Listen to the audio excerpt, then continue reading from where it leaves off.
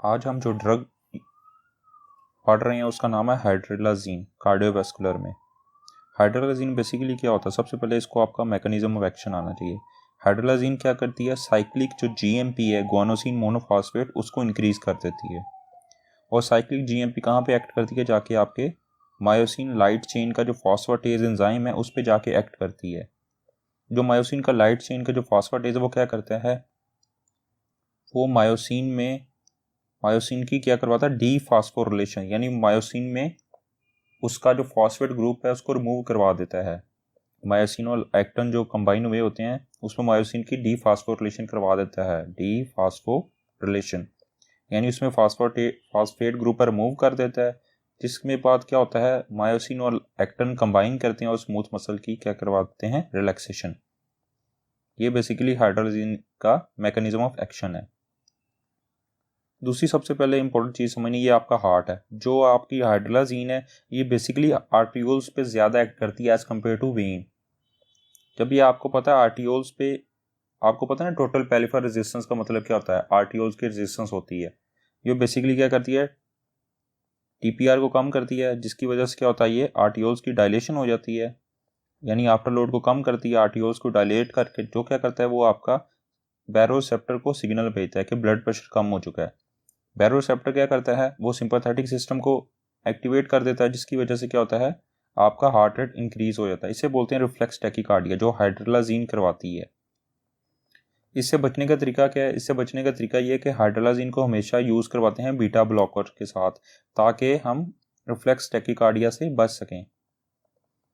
अब first aid में जो लिखा हुआ है उसको भी डिस्कस कर लेते हैं।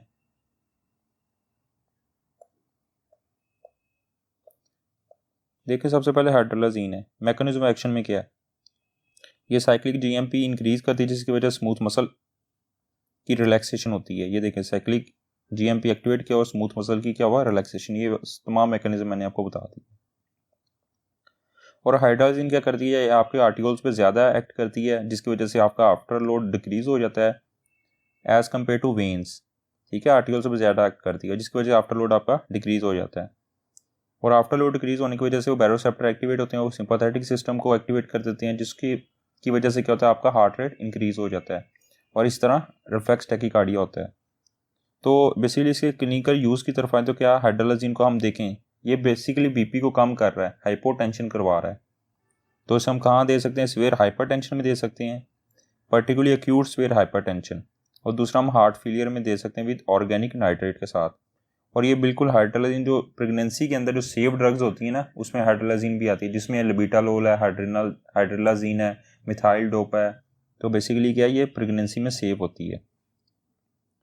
उसने कहा है कि हमें हमेशा को एडमिनिस्ट्रेटेड करते हैं बीटा ब्लॉकर के साथ, ताकि जो रिफ्लेक्स टैकीकार्डिया हो रहा है उससे बचा जा सके।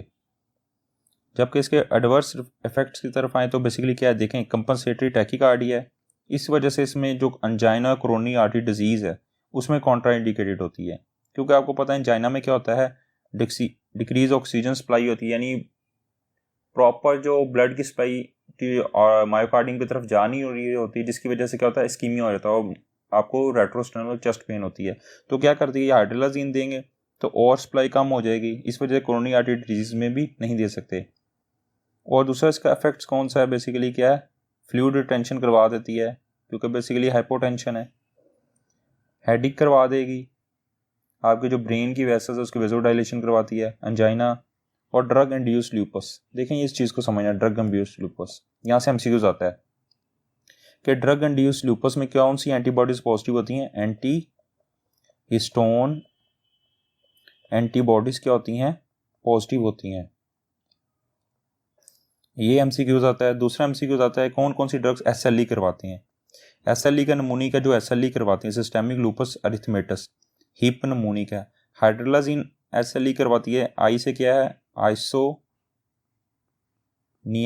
जो एंटी टीबी ड्रग है, पी से क्या है, प्रोकैनामाइड जो एंटी रिथमिक ड्रग है, प्रोकैनामाइड। ये बेसिकली क्या करवाती हैं, एसएलई करवाती हैं, एमसीक्यूज आते हैं। एसएलई में क्या है, एच से हाइड्रोलाजीन करवाती है, आई से आइसोनियाजाइड और पी से प्रोकैनामाइड्स।